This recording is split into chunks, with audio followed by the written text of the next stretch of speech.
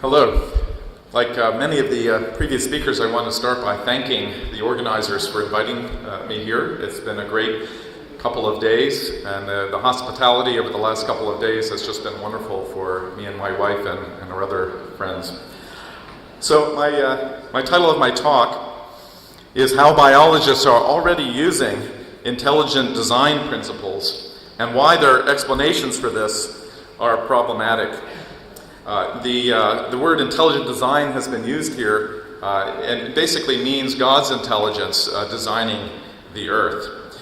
So imagine that you woke up one day in the future, and you found that the intelligent design movement had won the day, and all biology and all biophysics scientists followed the principle that life had been intelligently designed.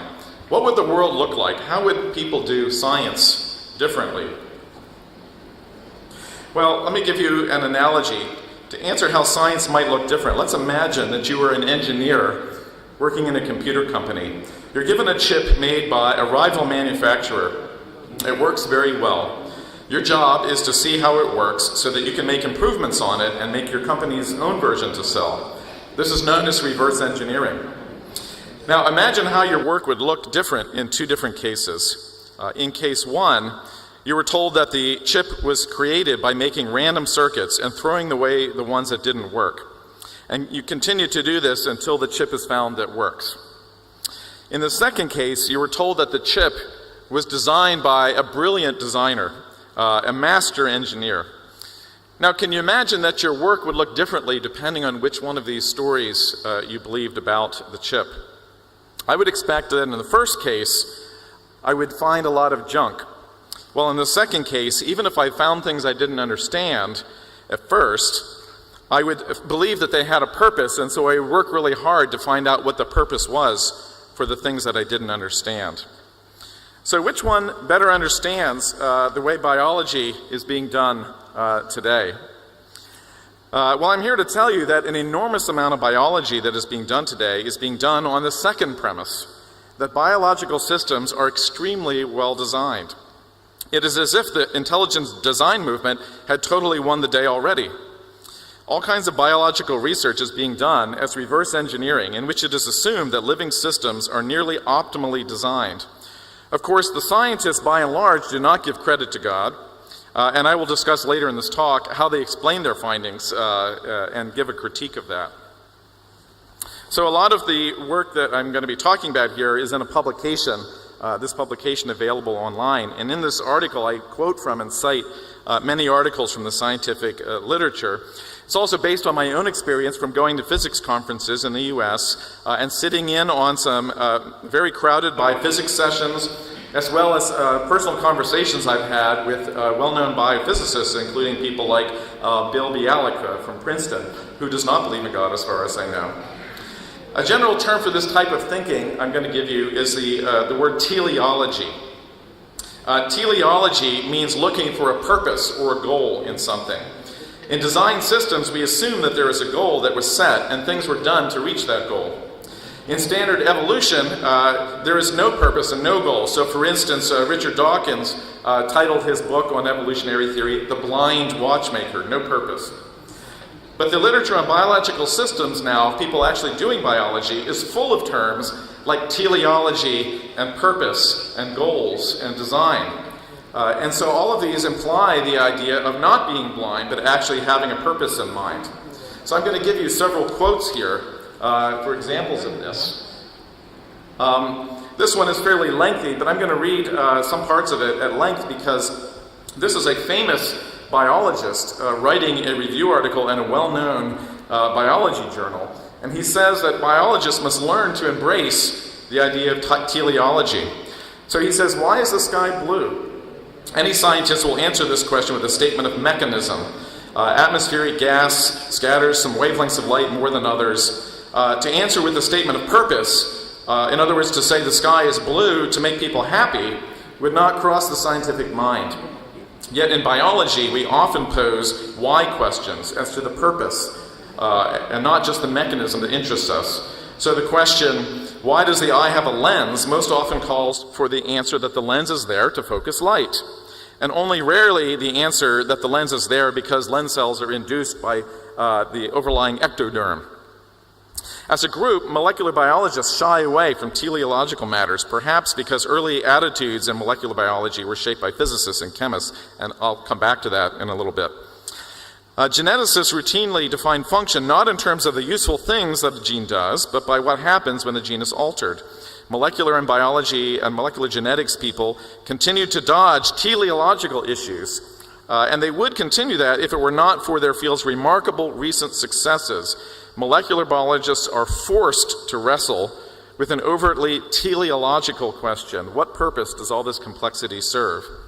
These elements can be seen as the foundation of a new calculus of purpose. And let me just say that again. He's saying that biology has to embrace a new calculus of purpose, of design, in the actual biology, enabling biologists to take on the much neglected teleological side of molecular biology. What purpose does all this complexity serve may go from a question few biologists dare to pose to one on everybody's lips. This is a well-known biologist writing in a secular biology journal. Now, in these next quotes, I'm not going to read them all, but I'm just going to summarize them. In this one here, again, these are some quotes from the mainstream literature. Not only teleology, but explicitly the word design is now accepted and common. In the first quote of here, a non-causal explanation means one looking at the end of the process, not just the beginning. Aristotle called such things final causes, which is another way of talking about teleology. One looks for the purpose and then works backwards to find out what things were needed to find that goal, or to achieve that goal, just like we did with the computer chip. So in the literature now, in the article that I did a survey of all of these engineering concepts here, which are now commonly used in systems biology. It's not just a language, but it's actually driving the science. So the following things are all found in biology and are found to be just the same as engineering concepts. Feedback loops, thresholding and discrimination. If you're not an engineer, I'm sorry, I don't have time to explain all of these, but these are all things that are learned in graduate school engineering.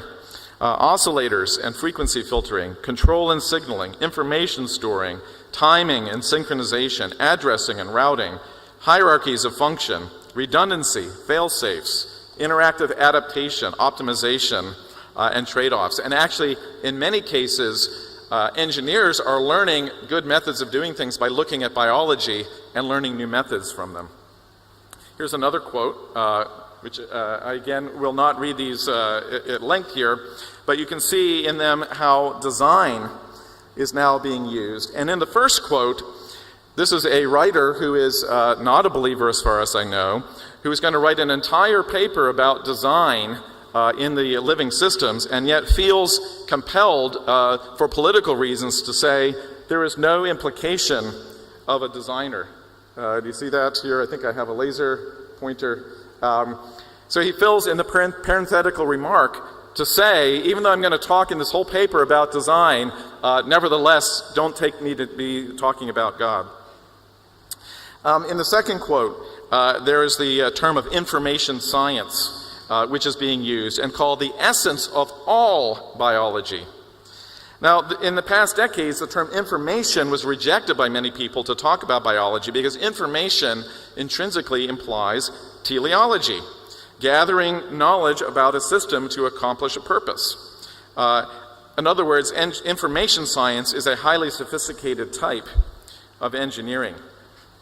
Now, in this next slide, I'm going to show you just one example of the kind of design that we see at the cellular level. We had a dance just a few minutes ago, a very beautiful dance. And when we look at these molecules, this is the molecule that is used to reproduce DNA inside of every living cell. And it is, I would say, a type of dance. The video I'm going to show is the DNA duplication mechanism. It's produced by a professional scientific institute in Australia and is based on years of research and computer modeling. So let me go forward to that now. And imagine in your mind the dance that God has put into the cell. And I think this will start. Oh, let me go back. So it should start in just a minute.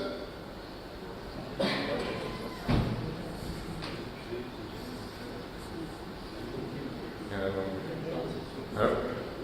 One more try. So I'm willing to wait because this is a beautiful video. So while we're waiting for that, let me just tell you a little bit more about it. This is a mechanism that is used to copy DNA. Whenever you have a DNA and a cell divides into two, you have to take the two strands of DNA and copy them. Okay? And so now you can see this is the weaving mechanism or the dancing mechanism by which the DNA is copied. And I want to emphasize that this mechanism has to work before natural selection can work. Because natural selection is based on the idea of copying the DNA from one generation to the next. So this whole mechanism has to be there before natural selection can do anything, because you have to copy the DNA. So let's just enjoy it with the music for a minute. We can turn up the music a little bit.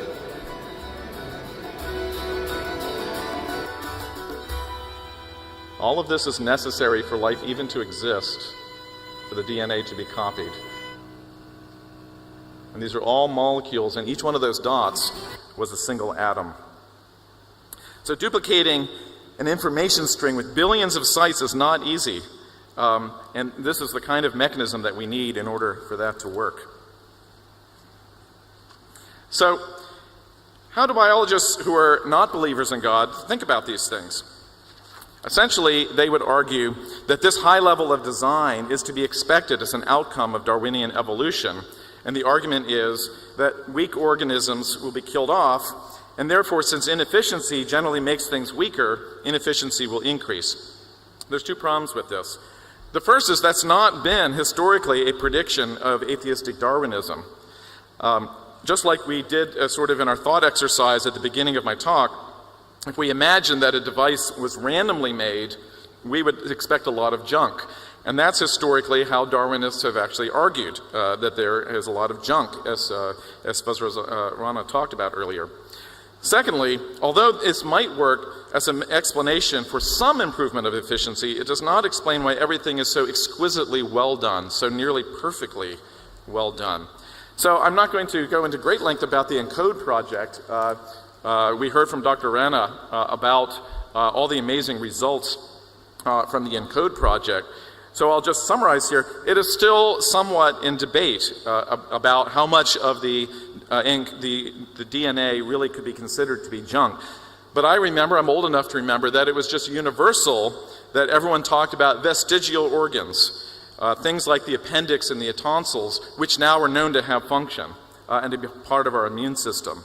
There are many arguments that have been made over the years about how biological systems are badly designed. But as I've said, in general, the field of systems biology is moving rapidly toward an optimal view of things in which everything is well designed.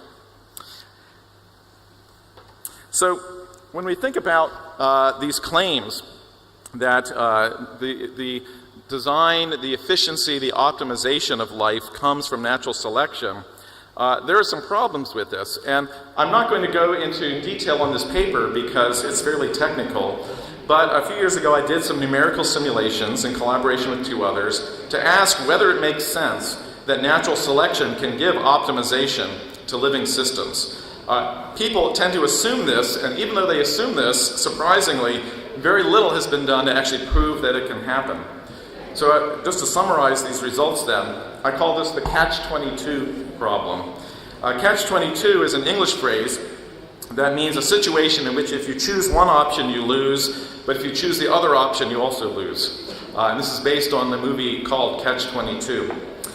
If we suppose that living systems can easily add new things, then all kinds of new non-functioning things will appear, what sometimes are called vestigial organs. And this was historically what Darwinists predicted, what they thought was the case. And they felt that living systems should be full of non-functioning elements. And that's the argument for junk DNA that we heard earlier from Dr. Rana. But that doesn't lead to optimization. It leads to creatures carrying around all kinds of useless stuff, hoping that maybe one day it will have some use. The new thinking on optimal design in systems biology does not allow a lot of useless stuff. So to fix this problem, let's suppose that we say natural selection removes such useless stuff because the creatures with useless stuff die off. That's the main argument I've heard from the optimal design people who don't believe in God. But if that was the case, then evolution could never move forward, because new things that don't have any function will not remain in the population long enough and will be killed off. And so again, it's a catch-22. If there is rapid generation of these useless things, then you have a body full of vestigial organs, and if there's killing off of those things, then you never develop anything new. Now, let me just, in my final section here, talk about why teleology was banned from science. And a very good book on this is by a man named Peter Harrison, who gave a history of the scientific revolution which happened around the same time as the Reformation in Europe. And that was not a coincidence. It was the same kind of thinking that was going on in both spheres.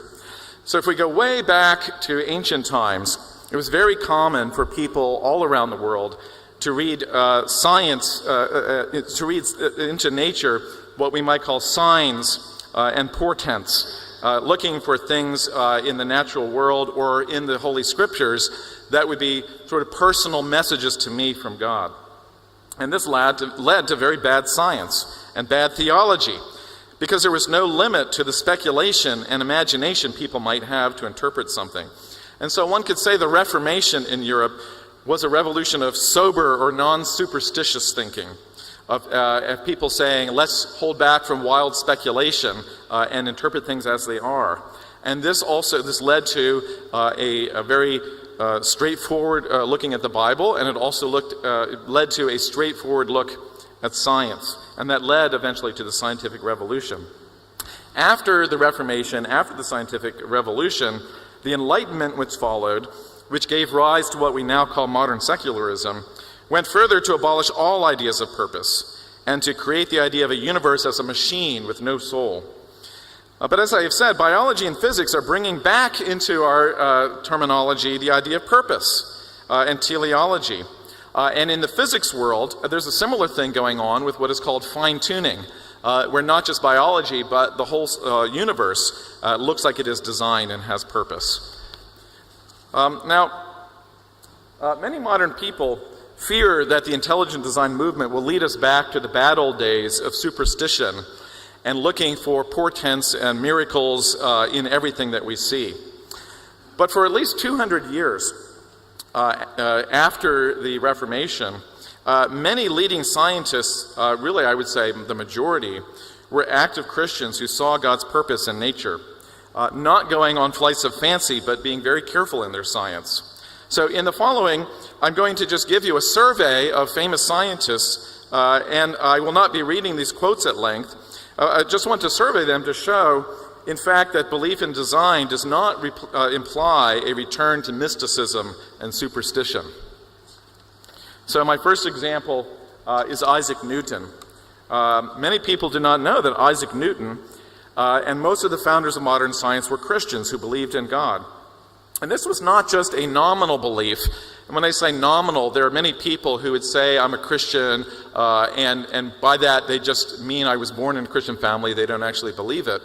But Isaac Newton was not that way. Isaac Newton believed strongly in God and actually wrote 2 books on science and 4 books on theology. He was someone who believed strongly in God, and he brought his beliefs into his science. And so, for instance, in these quotes, Newton really is making fun of people who don't believe in God, saying, he's really, you could say, dismissing people as foolish. And he says here, atheism is senseless. William Harvey is considered by many people the founder of modern medicine. And he used his belief in God actually to drive his science, because when he was looking at the body, he wanted to deduce how the blood system worked. And he assumed that it was well designed, and so when he found something he didn't know what it was doing, namely the valves in the blood, he assumed that it was for some good purpose, and he reverse engineered to find out how the system worked. And so he says explicitly in his writing that it could not be that there were so many valves there without design, so that drove him to look for the purpose of those valves. Blaise Pascal, very famous mathematician, also a very dedicated Christian, said, "Men despise religion. They hate it and fear it is true. To remedy this, we must begin by showing that religion is not contrary to reason." And he wrote many things about his religious faith. Leibniz, the father of calculus, actually Newton claimed also to be the father. They had a debate between them. But Leibniz believed that the observation of nature showed the handiwork of God. He says, "In reflecting on the works, we are able to discover the one who wrought, the one who made them." William Thomson, who was raised to be Lord Kelvin, considered to be the father of thermodynamics, had a very active Christian faith, and he argued that our existence itself is evidence that nature is not just a fortuitous concourse of atoms. He says the fact that the scientist is even thinking about whether there is a creator is evidence that there is not just dead matter, but there are people with brains and souls who are thinking things. Because we are not blind, because we have purpose, in some sense it proves that there is purpose in the universe, because purpose doesn't just come out of nowhere. And finally, I think I have one more. In this present century, or I should say the 20th century, there's been many more examples. Werner von Braun, the father of space travel, said, "Finite man cannot begin to comprehend an omniscient, omnipotent, and infinite God. I find it best to accept God through faith as an intelligent will, perfect in goodness and wisdom, and revealing himself through his creation." So notice all of these scientists are saying that God can be seen in what is made. They're not just saying take an irrational leap. They're saying believe because of what God has made. And there are many others. One I know personally is Dr. Bill Phillips, who won the Nobel Prize for his work in cold atoms. So we see in this short survey that believing in God, and in particular believing that God has designed the creation with purpose in a good way, did not stop people from doing good science. Quite the opposite. It led these people to do very good science.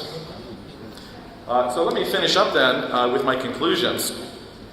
In this brief survey, I've tried to show that, in fact, biology and biophysics are moving rapidly toward a view of a good design of things, of living systems in particular, which is to say teleology, the idea that things are designed with a purpose. Many types of biology, such as systems biology, very little reference is actually made to evolution. Oftentimes in the first paragraph they will say, well, of course evolution led to this, but then they immediately go on to talk about all the design. And the emphasis is on reverse engineering of what we see in living systems with the assumption that it is very well made. These scientists do not by and large acknowledge the existence of God, but attribute this good design to years of blind evolution. But as I have discussed, no one has showed how that is possible, and by my own numerical simulations, it would indicate that it's a very difficult problem to make that happen purely through natural selection. So there's still debate about these things. A lot of it, I would say, is driven by fear that people have that embracing a role for God in our scientific thinking will lead to a return to mysticism and superstition. But that is not necessary. In fact, the scientific revolution itself came from people who were religious Christians thinking rationally about their faith and the world that God had made. Belief in teleology can lead to good reverse engineering. And so I'll finish with that. Thank you.